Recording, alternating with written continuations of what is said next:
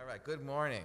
So we have two sessions left this week and next week. So we've been saving basically discussion of Eichmann in Jerusalem, which is Hannah Arendt's most famous book, for the end of the class. There was a lot more that we could have talked about. She's written a lot of other things. We could have done, spent more time with her philosophy of labor, her political philosophy. There's her book called The Human Condition, which she wrote after Origins of Totalitarianism, which is also very important, very well-acclaimed book. And then there's her last book, and then she wrote a book on revolution, which talks more about revolution and violence and kind of crystallizes her political theory, a lot of very important essays. And then her last book is called The Life of the Mind, where it was never finished. It was published posthumously by her friend Mary McCarthy. So it's a three-part, which only the two parts she completed. But that's still available as well. But we're going to talk about Eichmann and Jerusalem. And I was, between the two classes, I was debating, I want to talk about actually what her argument is in Eichmann and Jerusalem, of what she's trying to teach. And then I also talk about some of the controversy over Eichmann and Jerusalem. So I was debating which should we do first, which should we do second, because she wrote it and the controversy came after. But I decided to reverse the order. So we'll talk about the controversy and the context of it today. And then next week, I just want to talk about what she says in Eichmann and Jerusalem and what her argument is in understanding the Holocaust and understanding evil, and how it fits into her sort of view of humanity in general. So we'll focus on the controversy over it today. It also, if you were reading it and didn't finish, or wanted to read it or inspired to read it, you have another week to finish it. So Eichmann in Jerusalem it's 300 pages, but it's a heavy read in that it's about Eichmann. So it's not a fun read, right? It's about the history of the Holocaust. But it's not a heavy read in that they were articles that she wrote for The New Yorker that then got put together in book form. They were articles as she was covering the Eichmann trial in Jerusalem for The New Yorker. So they're written for a popular audience. There's no footnotes. It's not written. They're not technical. It's not reading hardcore philosophy, and that makes it easier to read. It's also one of the reasons why it's so controversial, because besides the political matters, which the intra-Jewish politics, which I'll talk about for most of today, the other part that's controversial in sort of the philosophical world is, what does she mean by the banality of evil, and what is the difference between the radical evil and a banality of evil, which is more like a part evil, not so dramatic. And that's debated and continues to be debated among philosophers, among her point. And because it's written for a popular audience, not so technical, she kind of just throws it out, and there's a few passages where she talks about this, but the book is basically her coverage of the trial. It's not a philosophical tract on the nature of evil. So that's why it opens it up for also the academic controversy in terms of what is she trying to say? Does it really make sense? Is it a worthwhile approach to something? And it's because it's popular. So that's the flip side of it being intended for a popular audience, is that it's not fleshed out as a full, as a philosophical treatment would have been. Although if it were, it would have been harder for us to read. So that's yeah, Stacy.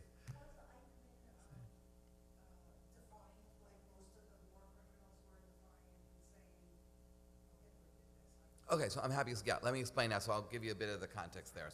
So Eichmann is discovered by Israeli intelligence, living in Argentina, and they kidnap him and bring him to Israel, and then put on the trial. And the trial takes place then in the following year, 1961. Eichmann in Jerusalem is published in 1963, but it basically collects the essays that were published pretty much in 61 as the trial was going through. And then she re-edited it, put it together for the book form. So in answer to Stacey's question, you'll have, there she is. So he was cooperative, and one of the things she talks about is that he was also very talkative. He had to be interviewed by the Israeli police, interrogate him when he's in custody in Israel as the prosecution is preparing the trial, and he tells everything that he did. He's not, he doesn't take the fifth and not say anything.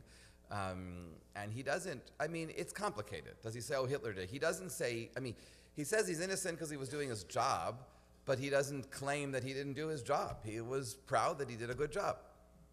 And that's part of the issue, right? So her main point, this is what we're going to do next week, but I'll just say this in a sentence and we'll focus on it next week. Her main point is that he is not a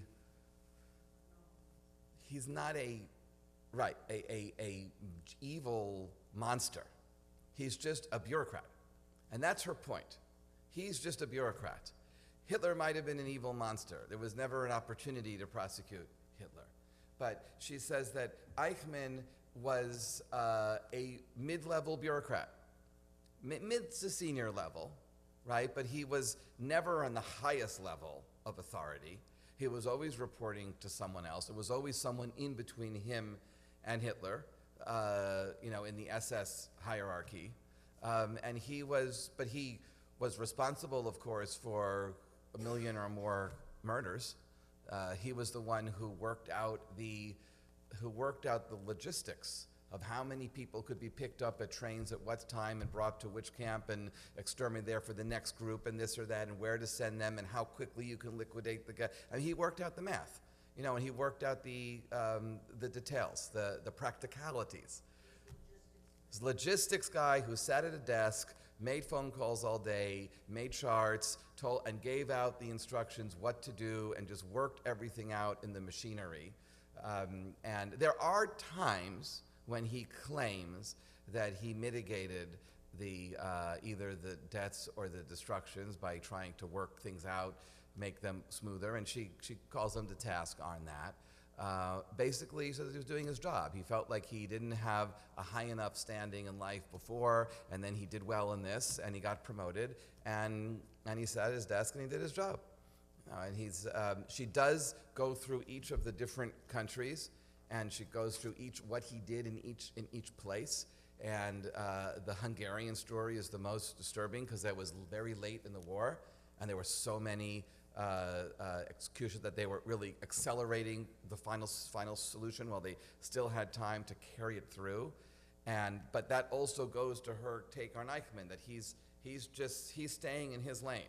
His lane is how to get rid of as many Jews as quickly and efficiently as possible. And that's what he's focused on.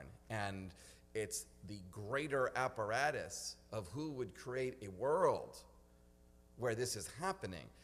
That's why it's a sequel to Origins of Totalitarianism, which is why I wanted to spend 3 sessions, which we did, on Origins of Totalitarianism, because that's basically, this is the case study of a totalitarian world where the distinction between good and evil disappears, and everyone just becomes automatons and is just following, the instruction that they're given.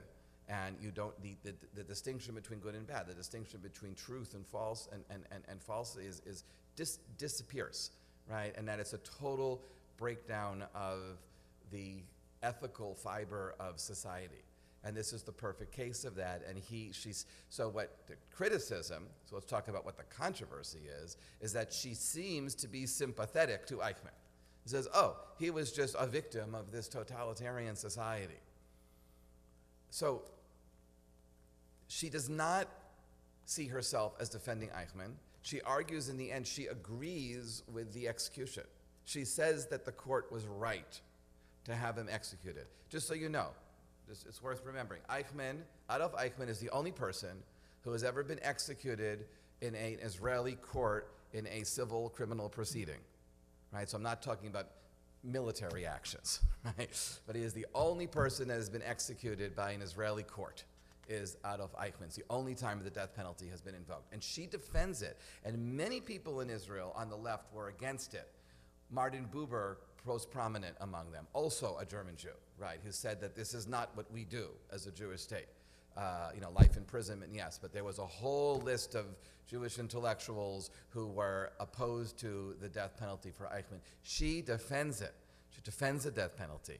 But she's still seen as the most Eichmann-friendly of all the Jews in the world, because when this came out, the scandal that this evoked was just, and it continues to reverberate to this day. Question? I remember reading, and I want to know if you think it's correct, the drama of abducting Eichmann and the trial really was the beginning of the renewal of the review of the Holocaust. Yeah, it did the Eichmann trial. The reason why David Ben-Gurion wanted to have the trial was that it was a way of publicizing the details of the final solution to the world. It was televised. It was a televised public trial. The Nuremberg trials went through the details, but the Nuremberg trials happened as the war was just ending, and it was really, and it was different. This was 15 years later, right? And it was a way to just look back and get the testimony from survivor after survivor after survivor to testify what happened, to lay out all of the evidence, and it did a lot in terms of teaching the public throughout the whole world, because the whole world was watching this trial in terms of what evidence. So yes, it played a big role. It's one of several. And then that was in the early 60s. And in the late 70s, there was a miniseries, Holocaust, that also, there were a few, few points that raised consciousness to the Holocaust. But this is the first big shift, in getting under people's consciousness. So why was it so controversial? So one sentence here, this is in the standard biography of Hannah Arendt by Elizabeth Young Burrell. She says, "Controversies which have such a long and complex life are not born of a book. They may be so precipitated, as this one was by Eichmann in Jerusalem, but they are understandable apart from the surrounding medium." They are not understandable apart from the surrounding medium. Meaning the controversy is not just about this book. The reason why people got so angry at her is because of something else. Now, so let's back up. So at the beginning of the course, we spent at least one class where I was talking about Hannah Arendt's Zionism and how she was a left-wing Zionist, right? And she was opposed to the establishment of the state. She wanted sort of an international confederation set up, and she was concerned that the way that the state of Israel was established was going towards an ultra-nationalism, especially because of, even though the revisionists, which were Likud, did not come into power until 1977, but because of the role even that was just playing in the discourse, she saw this as the wrong direction for where Israel should be going. And we read, I read you a bunch of passages in articles that she wrote in 1947, 48, and 49, where she was arguing about the different positions in the Zionist, in the debate then about the establishment of the state. She ended up being obviously on the losing side of that argument. She was allied with Judah Magnus, who was the first president of the Hebrew University in Jerusalem, who was also arguing for a multinational confederation rather than a Jewish state. But then once Israel's established, she stopped publishing and she just left it alone. And then she kind of went back to her lane, which was political theory, until the Eichmann trial. So a lot of people, and the Eichmann trial was published very broadly, because everyone reads the New Yorker, and then it was published by Penguin. It was published, then widely distributed, and everyone was watching the Eichmann trial. Her articles in the Zionist debates in 1947, 48, and 49 were published basically in the Aufbau, which was the German Jewish newspaper published in New York, that no one outside of her small circle read. So people weren't prepared for where her position vis-a-vis the state of Israel, even though she did work. She worked for the Zionist movement when she was in France, trying to get young people out of France into Palestine right before the Nazi occupation. But her position to Zionism is complicated, but people weren't aware of that, and they were surprised. Okay, the other thing that was most controversial about the book is that she is one of the first places in print. There have been a lot of studies after this, but this was still raw, right? This was only 15 years after the Holocaust ended. And she writes about the Judenräte, which were the Jewish councils. And she talks about how in every town, in every city, in every concentration camp, they coordinated with the Nazis to make everything as smoothly as possible. And she says that everyone cooperated. And she says Eichmann cooperated, all the Germans cooperated, even the Jews cooperated. And she even makes one statement where she said, had the Jews not cooperated with the Nazis to keep everything as orderly as possible, fewer people would have been killed. So this angered a lot of people. It was only 15 years after the Holocaust was over. It says, what is self-hating Jew? You're blaming the victims. I screw up all this emotion. And there was hatred, she's called the self-hating Jew, that how can you say these things? Now, she defends it, and others read her carefully. She's not blaming the victims, right? She's not saying that they were guilty. She's saying, and she specifically says, that every other group did the same thing, right? That it's a natural thing that you want to just keep things as orderly as possible, because your understanding is that will lessen the pain and the suffering. So you negotiate, you coordinate, and that's a natural thing to do, and everybody did that. And part of her argument is sort of a universal argument that when you have a totalitarian society, it's totalitarian. And it's very, very hard to resist it. There are a few cases, and she talks about a few cases of resistance, but most people do not resist once the totalitarian society is established, and that's just part of the nature of how human society works. It's not a defense of Eichmann. She said because Eichmann was on a higher level of culpability, right? He was a real perpetrator.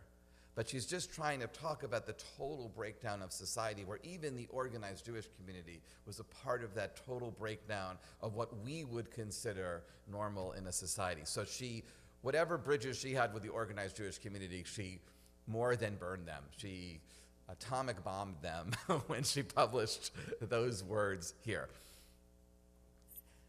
And then, besides that, then there is, as I said before, the sense that she attempts to understand Eichmann as a human being, right? To understand his thinking, to say, oh, he's just a bureaucrat. It reads, when she says just a bureaucrat, it reads that she's defending him. In her opinion, she's not defending him. She's just stating it as it was.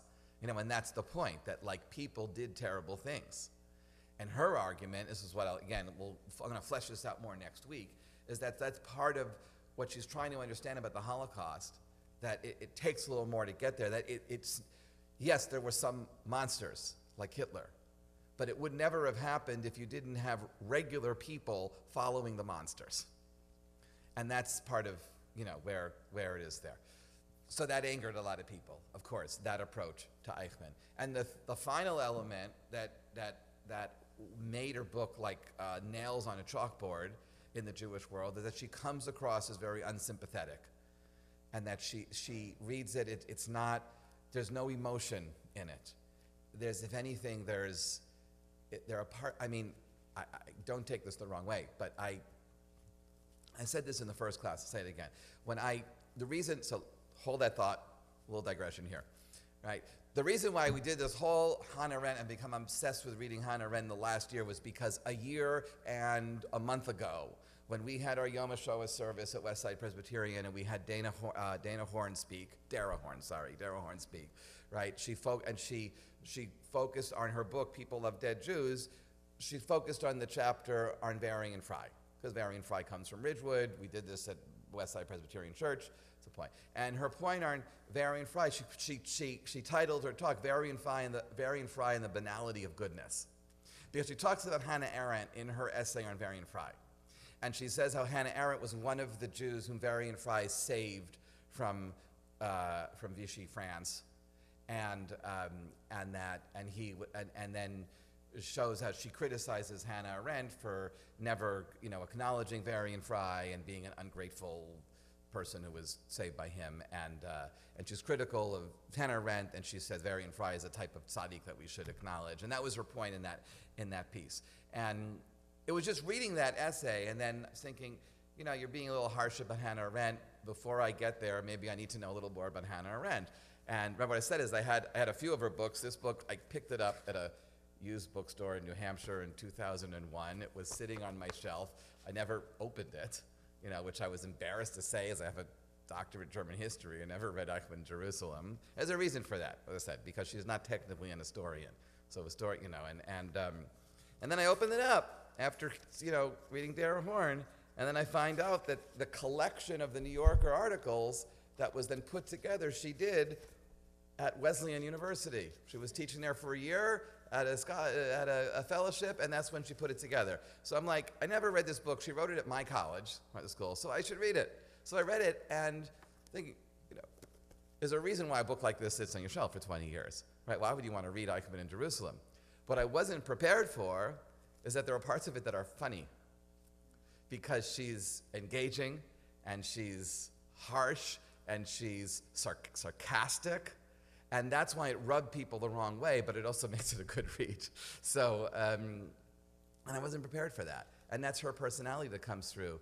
And reading it and learning more and more about Hannah Arendt, the conclusion I've come to is being a German Jewish emigre who remember, she spent a few weeks in prison in Berlin. She was arrested for working, because they knew she was working with the Zionist movement. She worked in France to save other people from there. I mean, she lost her homeland. So she has, in my mind, in my book, right, she has a right to say what she wants to say. But I want to give you an example of how biting that her, just going to read you a few passages from the first chapter. Now, if you have the portable Hannah Arendt, which was the one-volume Hannah Arendt, there's about 90 pages that's excerpts from Eichmann in Jerusalem. So if you want to read that for next week, you can. It's basically part 5, banality and content of the Eichmann trial. It's from pages 313 to 389.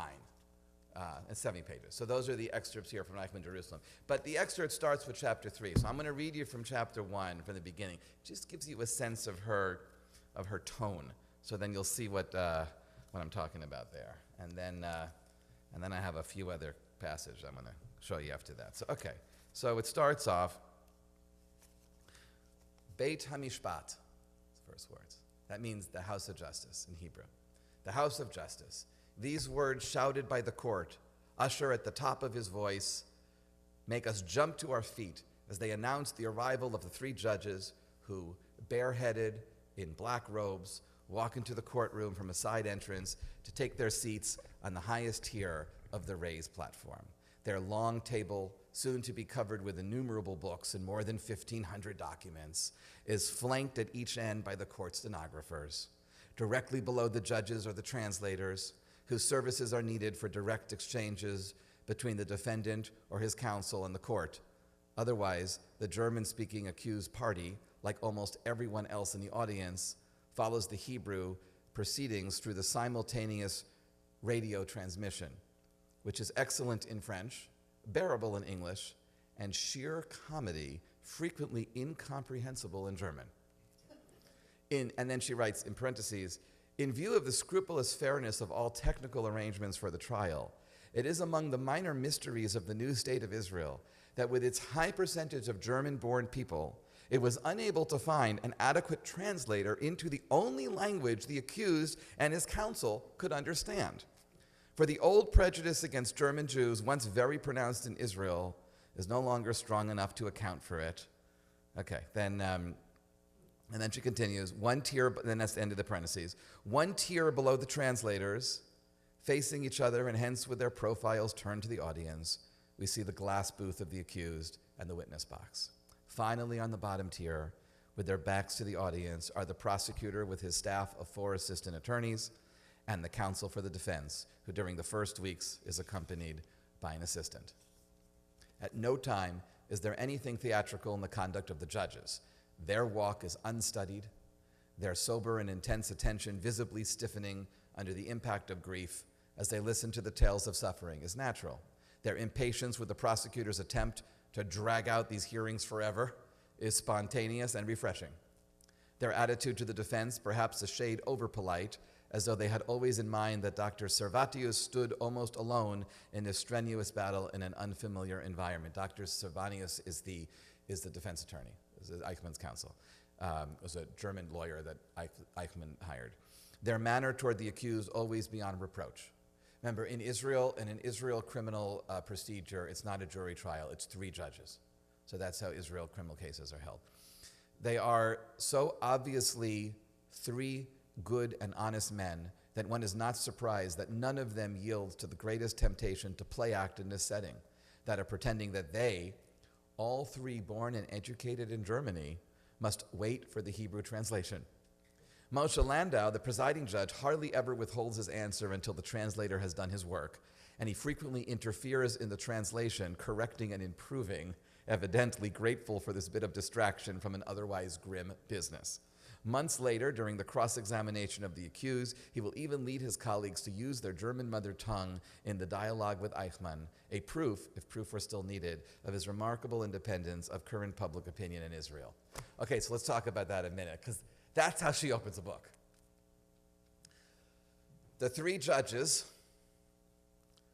the defendant, and the defense attorney are all native Germans, okay? The three Israeli judges are German Jews, and the accused and the counsel are Germans, right? So all except the prosecutor is Israeli, although his name is Hausner, so I don't know his level of German, doesn't say. But the other side, between the judges and the defense, German is their first language. And everything has to be translated into Hebrew.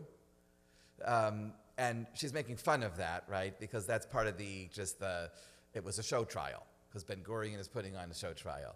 But she's crediting the judges for not giving into the theater, right? Not waiting for the translation. The judges just answered right away. They weren't even pretending to wait for the translation. And the presiding judge even occasionally corrected the translator who was mistranslating the German and spoke directly to Eichmann in German. Now, from an intellectual perspective, that's from our distance, that's extraordinary, right? That Eichmann is sitting trial in Israel, and he speaks to his judge, and they speak with each other in German. Right? If you remember, there was one of the articles when I read at the beginning of this class when Hannah Arendt is interviewed by a German journalist, and he's saying, what's it like? Do you still consider yourself German? And she said, I lost my homeland. All that's left is the language. And the relationship between the German Jewish emigres and the German language is very complicated. There are some who refuse to speak German, but most of them kept the German language because they felt that that was all that they had. Right? And that's why the Aufbau, which was the New York newspaper where she published most of her early essays, it continued. It's no longer existing. When I was a student in the 1990s, I subscribed to it and read it a week, and it was fun because it had articles about theater and theater reviews in German. Stuff was going on Broadway and stuff like that. It was a fun little newspaper. But others in Israel, anything German is treated as they're allergic to anything German. Like in this country, I'll have American Jews. I'm not going to drive a German car. I'm not going to do anything German. So she's making fun of that, and she's saying there's theater, but this is also a criminal prosecution. And let's just focus on communicating and making sure that we got the facts right. So she credits the judges as being just doing their job as judges in a very, very difficult trial. We see that even today, right? We have seen today trial where the judge in a trial is faced an extraordinary difficult situation where there's things going on separate from the actual case because it's also being played out in the court of public opinion. And what a difficult position for the judge who's sitting in that seat, right, to have to preside over that type of case. That's nothing compared to this. So she'll talk about, I'm going to read it in the next paragraph, but this was done on TV in the largest auditorium in Jerusalem for the state of Israel's intention was not just the prosecution of a man named Adolf Eichmann. The intention of the state of Israel was to educate the world about the Holocaust. And that was what they really wanted. And she knows that, but she's uncomfortable with that. And she wants to look more about the question of what did this person do and how does an individual bear responsibility. So let me read a little bit more here. There is no doubt from the very beginning that it is Judge Landau who sets the tone and that he is doing his best, his very best, to prevent this trial from becoming a show trial under the influence of the prosecutor's love of showmanship. Okay, right? She is extremely critical of the prosecutor. This is the prosecutor who's arguing the case of the Jewish people against Adolf Eichmann. That's why Jews were unhappy with her book. I'm only on page 2. You could find things on every page that people would be upset about, but I think it's extraordinary. Among the reasons he cannot always succeed, the judge, is the simple fact that the proceedings happen on a stage before an audience, with the usher's marvelous shout at the beginning of each session producing the effect of the rising curtain. Whoever planned this auditorium in the newly built Beit Ha'am, the house of the people, now surrounded by high fences, guarded from roof to cellar by heavily armed police, and with a row of wooden barracks in the front courtyard in which all comers are expertly frisked, had a theater in mind, complete with orchestra and gallery, with proscenium and stage, and with the side doors for the actor's entrance. Clearly, this courtroom is not a bad place for the show trial David Ben-Gurion, Prime Minister of Israel, had in mind when he decided to have Eichmann kidnapped in Argentina and brought to the District Court of Jerusalem to stand trial for his role in the final solution of the Jewish question. And Ben-Gurion, rightly called the architect of the state, remains the invisible stage manager of the proceedings. Not once does he attend a session. In the courtroom, he speaks with the voice of Gideon Hausner, the Attorney General, who, representing the government, does his best, his very best, to obey his master. And if fortunately his best often turns out not to be good enough, the reason is that the trial is presided over by someone who serves justice as faithfully as Mr. Hausner serves the state of Israel.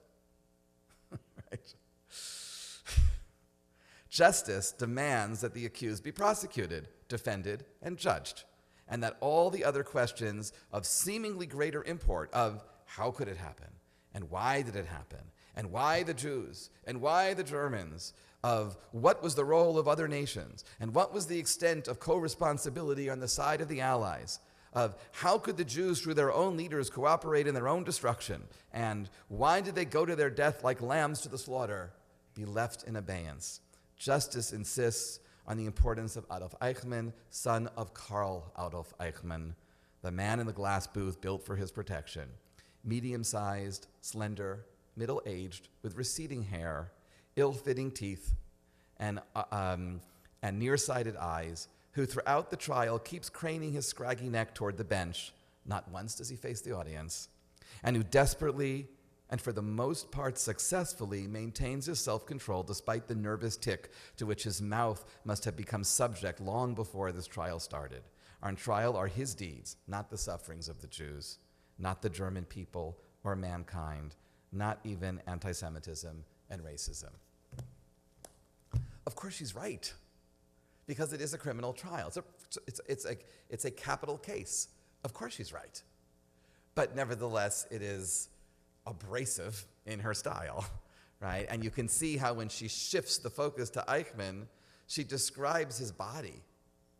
She's seeing him as a human being. But she's saying that when an accused stands before you, you have to look at the human being, because that's what we do in human society. So her argument, right, is that a terrible thing happened, but this is a criminal case. And it should be, so you have to look. If we believe that society has standards, that's justice, right? Then the master that the court serves should be justice, not the state and the interests of the state, which are political.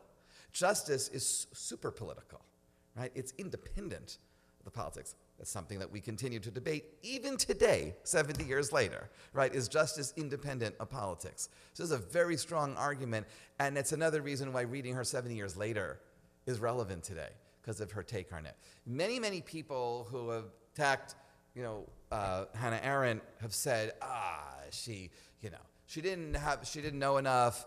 She was wrong about Eichmann. There's a whole book that was written by a young German scholar called Eichmann Before Jerusalem that makes the case, he really was a bad guy. We know he was a bad guy, but it says all of the things that he did to try to not mitigate the sense of him. He'll say, there's the tape recordings of the interrogation that Eichmann had with the Israeli investigator that was the basis for Hausner's prosecution, and that has now been released as in the public record, and you can see that, and you can see how he really was malicious and not the way that Arendt paints him. Everyone who says this is not really reading Arendt carefully, is not understanding what she's trying to say. When I started teaching this class, when I started to think about teaching a class on Hannah Arendt, I wrote to an old professor of mine, and I said, "Can you tell me what to read for Hannah Arendt?" because I had no idea where to start. And, Sheva, this is the main biography, this book, and said, now I don't teach Eichmann in Jerusalem anymore because the tapes have shown she was wrong. I don't teach Eichmann in Jerusalem. But this is a big debate in government and poli-sci departments over whether Eichmann in Jerusalem should be taught. Whether it stands because of the specifics. I think it does. But again, it's worth reading. So, any comments before I go on? All right, I got another 20 minutes to talk to you. So let me share with you a few other things that I brought, and then we could read a little more in that first chapter if we have time. So she was attacked. So one of the things in the whole controversy over the book, there was, and she was basically shown as a self-hating Jew and anti-Zion because she's so critical of Ben Gurion. So there was an organization called the American Council for Judaism.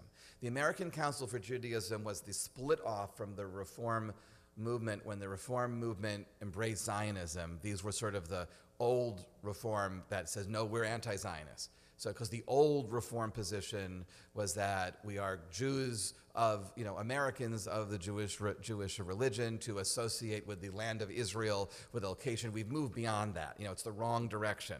So this was an organization that was of those who, rabbis and other Jewish leaders who were specifically anti-state of Israel, did not survive beyond 1967. So they approached her and wanted to give her a public forum and claim her for their own. And she said, no way. She wrote back, you know that I was a Zionist and that my reason for breaking with the Zionist organization was very different from the anti-Zionist stand of the council. I am not against Israel on principle. I'm against certain important Israeli policies. Right? And that's a position that continues to be articulated so much today. But she states that right out in the early 60s. Huh? When did she write that? She wrote that in... It was the early 60s. Let me see. You want a date? Hold on one second. No, it's okay. It's okay. Let me get... Wait. It's footnote 104. After the book came out, because there was the controversy over the book, and they wanted to embrace her. 1963. That's when she wrote that. Yeah. Okay. So here, her mentor was Karl Jaspers, the German philosopher. He was her doctoral advisor. And they reconnected after the war. And there's like 20 years of correspondence. She also visited him in Europe and stuff until he died. This book is the collection of their letters in English. And it's annotated. And you can see, and there's a lot of, when people write about Eichmann Jerusalem, they look about her, because there you can see what she's really thinking. And he's always challenging her. So I'll give you one sort of side, and then I want to read you the section with Gershom Scholem. So let me do this quickly. He thought that Eichmann shouldn't be tried in Israel, that there should be an Now, there wasn't an international court. He dreamed that there should be an international court. Now we have one. It's not so great. But in those days, it didn't exist. He says this is really crimes against humanity, not against the Jewish people. And she deals with that in the book, and the question of jurisdiction, right? But when he pushes her that he was worried that this shouldn't be happening in Israel, he should be extradited, Israel should hand him over to Germany. Her first answer is easy, that Germany Adenauer, who was the chancellor, did not request that Israel extradite him. He didn't want to deal with that. But then she says, Israel may not have the right to speak for the Jews. He said, what right? Israel's a state, right? How does it have the right to speak for all the Jews in the world? And she says, Israel may not have the right to speak for the Jews of the world, although I'd like to know who really does have the right to speak for the Jews, qua Jews, in a political sense. Certainly many Jews don't want to be represented as Jews or only want to be in a religious sense. So Israel has no right to speak to them, but what about the others? Israel is the only political entity we have. I don't particularly like it, but there's not much I can do about it. But in any case, Israel has the right to speak for the victims, because the large majority of them, 300,000, are living in Israel now as citizens. The trial will take place in the country in which the injured parties and those who happen to survive are. You say that Israel didn't even exist then, right? Like he was saying, like, what jurisdiction Israel? There was no state of Israel when this happened. So she says, you say that Israel didn't even exist then, but one could say that it was for the sake of these victims that Palestine became Israel. Okay, that's not an anti-Zionist statement. That's the opposite of an anti-Zionist statement, right? You can't get more Zionist than that. So that's why she's so complicated, right? She says, I'm a left-wing Zionist, but don't you dare call me not a Zionist. And Israel has every right, because that's why Israel exists, because of those victims. And she's speaking as one of the victims also. So that's an extraordinary statement, which says that Israel has every right to prosecute Eichmann. So there was a lot of back and forth, a lot of things to read where, she was attacked probably more than she intended, although, but the most famous interchange is between her and Gershom Scholem. So Gershom Scholem is also a German Jew, moved to Israel, finished his career at the Hebrew University. He's a preeminent scholar of the history of Jewish mysticism. He wrote the 950-page biography of Shabtai Tzvi and many other books, books that you and I had to learn and study, articles them, and that were assigned for us in rabbinical school. So he writes to her, Gershom Scholem, and and they're corresponding back and forth in German. It's important to know, Hannah Arendt did not know Hebrew, right? So when she was at the trial, she was dependent on the translation. And that's why she said it was comic, because she knew sometimes the translation was nonsense. They're corresponding in German, and he says, he basically criticizes her for denying her Jewishness and not speaking as a daughter of the Jewish people, because he was diehard Zionist. And then she writes back to him a long letter, and the letter is in the portable Hannah Arendt book. So it's called "The Daughter of Our People: A Response to Gershom Scholem." So on page 391, dear Gerhard. It's also funny because he changed his name to Gershom, but she's insisted on calling him by his German name Gerhard. So that's already biting. You get past the dear second word, she's already biting him. And dear Gerhard, I found your letter back when I got home from a week ago. Okay, you know what it's like when I've been away for 5 months. I'm writing now in the first quiet moment I have. And my reply may not be as elaborate as perhaps it is. And then it's a 6-page letter. That's one of the most famous things she wrote. And she says, and here's the important part. She says, as to another statement of yours, I'm unfortunately not able to say that you could not have known. I find it puzzling that you should write, I regard you wholly as a daughter of our people and in no other way. He says it to her. He says, you are a daughter of our people, so how could you write this? And she says, this is puzzling, that you write, I regard you wholly as a daughter of our people in no other way. The truth is I've never pretended to be anything else or to be in any way other than I am. And I have never even felt tempted in that direction. Right? She's offended that he would even raise that, her Jewish identity. She says, it would have been like saying that I was a man and not a woman. Now, again, this is 70 years ago. Before right now we look at gender, uncertainty and stuff, so she might have written it differently. But for her, that was a binary question. She says, it would be like you calling me a man when I'm a woman. That is to say, kind of insane. Remind you, there was, when she was given it was a lectureship at Princeton, and it was, I forget the name it was called, but it's a very prestigious lectureship at Princeton, and the Times covered it because it was the first time that a woman was given that lectureship. And they said to her, what does it feel like being a woman giving this talk at Princeton? She said, I don't know, I'm very comfortable being a woman. So it was one of the great comments. So she says, I know, of course, that there is a Jewish problem, even on this level, but it has never been my problem, not even in my childhood. And then this was one of the most important lines in her over. She writes, I have always regarded my Jewishness as one of the indisputable factual data of my life. And I've never had the wish to change or disclaim facts of this kind. And then she goes down and she says, in his obituary to Kurt Blumenfeld, and here she gives another jibe into Ben Gurion. She says, now Kurt Blumenfeld was the leader of the German Zionist movement that she was friendly with in the 1930s in Germany and the late 20s. So, and it was also a mentor of hers. She says, in his obituary of Kurt Blumenfeld, then he eventually moved to Israel and died in Israel, Ben Gurion expressed his regret that Blumenfeld had not seen fit to change his name when he came to live in Israel, right? Because Ben-Gurion was pushing all the Israelis who had European, Polish names, German names to change their names. Ben-Gurion was not his last name, right? Meir, Golda Meir was not born Golda Meir, it was Merovich, I think, or something. So Ben-Gurion, it was a push to make Israeli Hebraic sounding last names. So in his obituary to Kurt Blumenfeld, Ben-Gurion criticizes Blumenfeld for not taking on a Hebrew name. And Ben-Gurion expresses regret that Blumenfeld had not seen fit to change his name when he came to live in Israel. Isn't it obvious that Blumenfeld did not do so for exactly the same reasons that had led him in his youth to become a Zionist? See what she's saying? She's saying it never occurred to Blumenfeld not to be a Zionist because that's who he was. It never occurred to Kurt Blumenfeld not to call himself Kurt Blumenfeld because that's who he was. That's her point.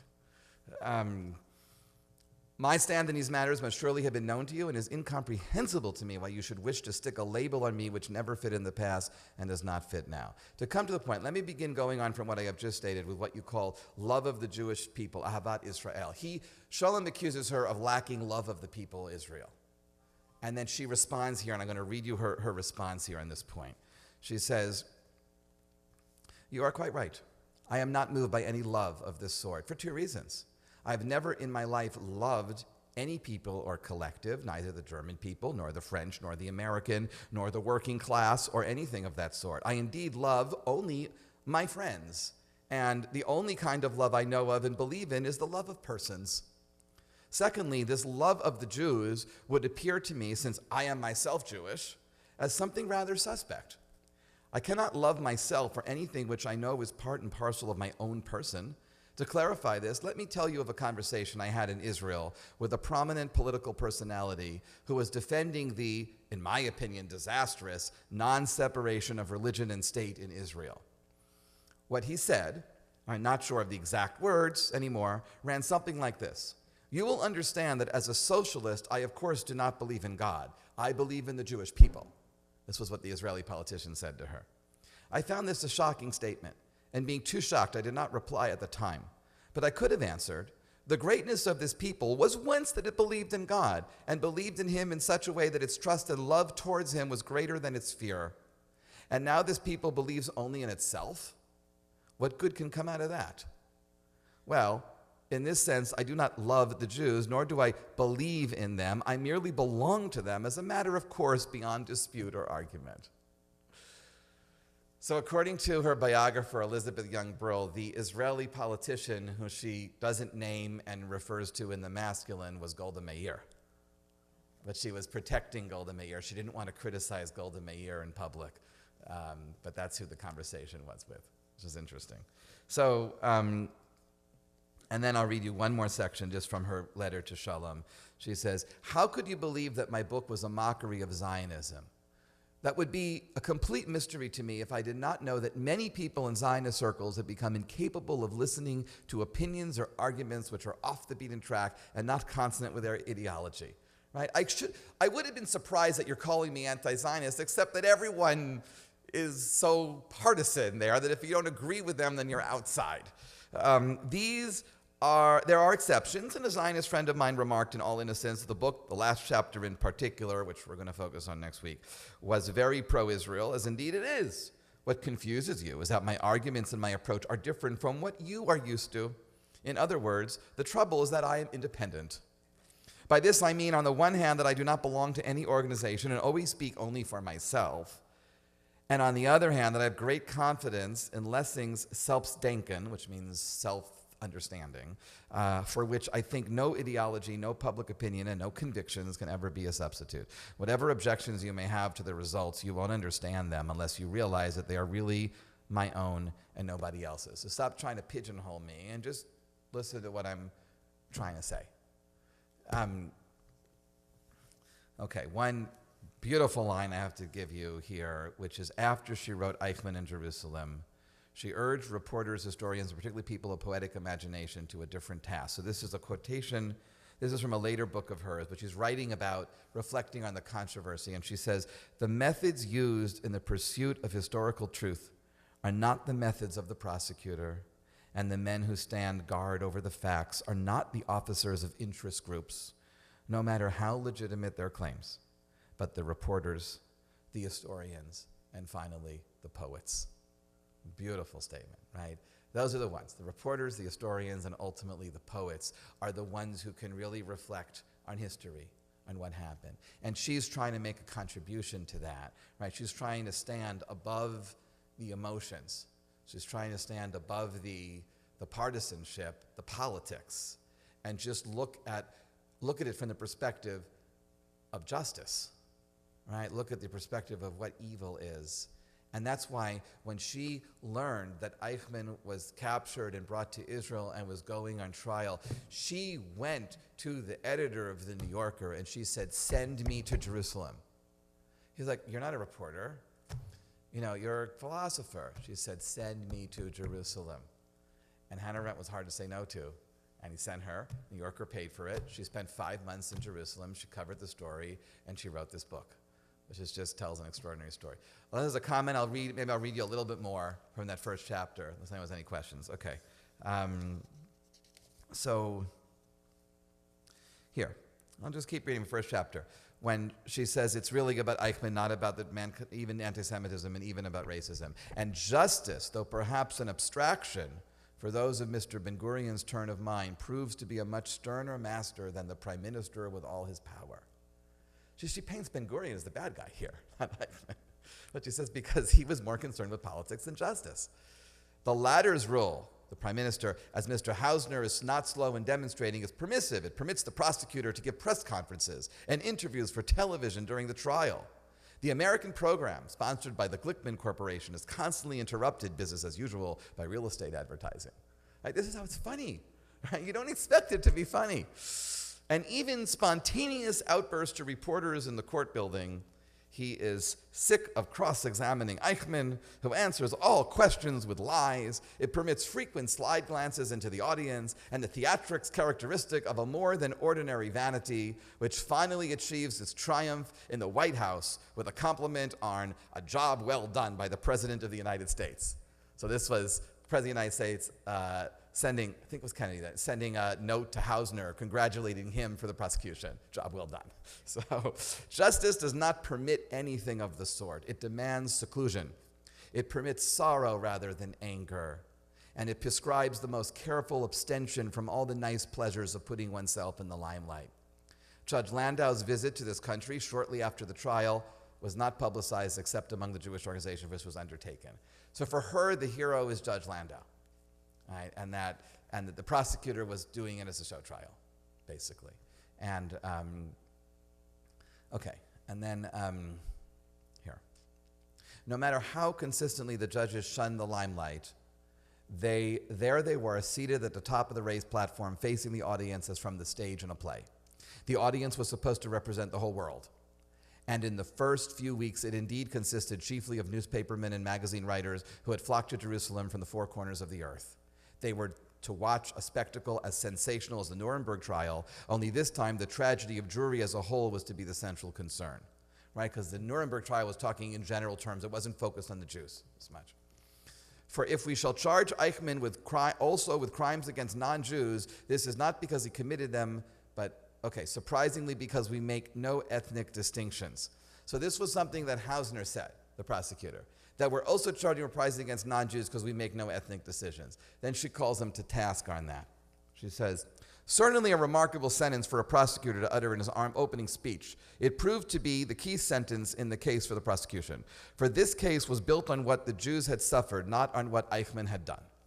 And according to Mr. Hausner, this distinction would be immaterial because there was only one man who had been concerned almost entirely with the Jews, whose business had been their destruction, whose role in the establishment of the iniquitous regime had not been limited to them, and that was Adolf Eichmann.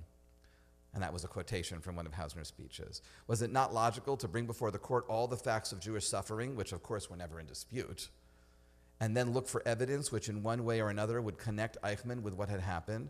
The Nuremberg trials, where the defendants had been indicted for crimes against the members of various nations, end quote, had left the Jewish tragedy out of the account for the simple reason that Eichmann had not been there.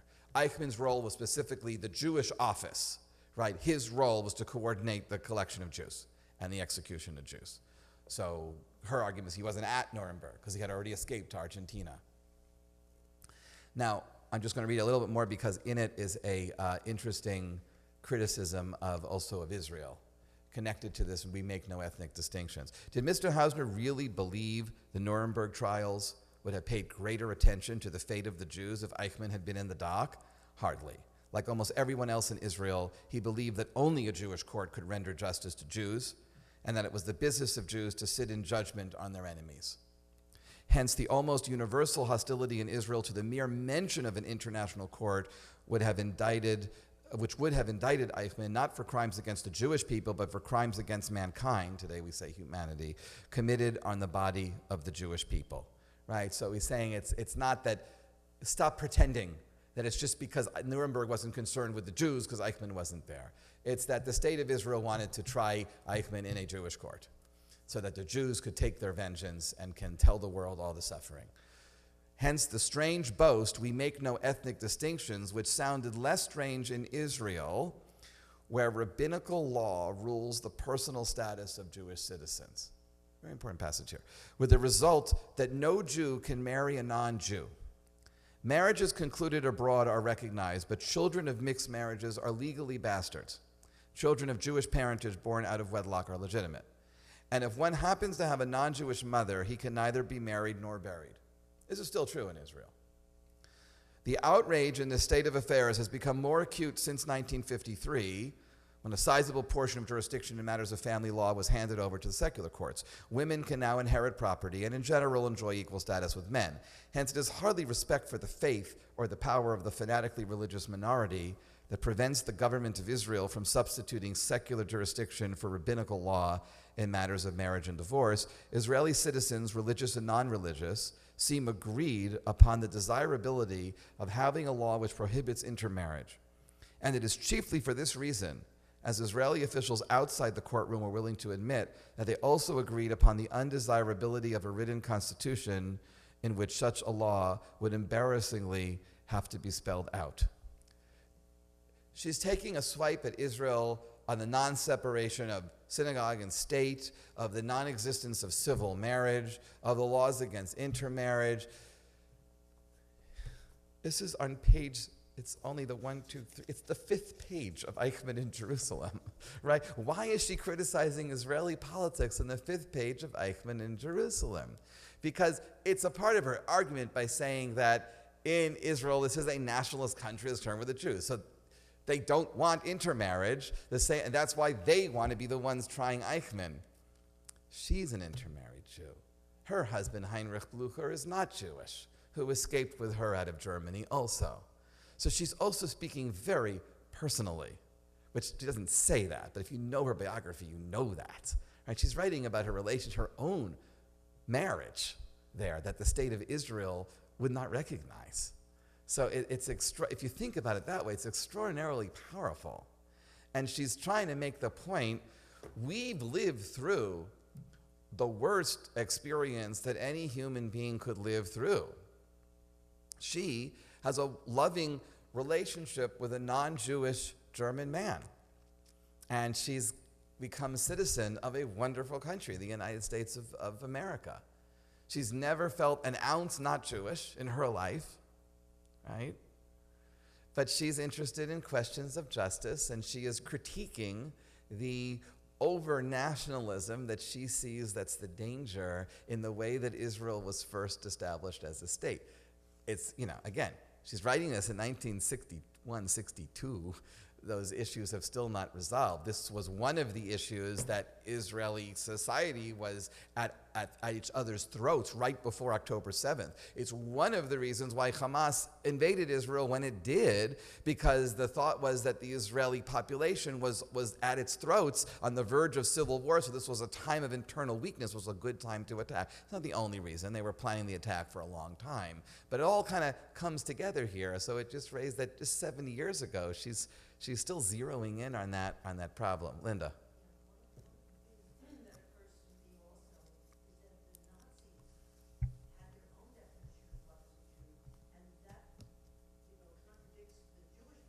Yeah.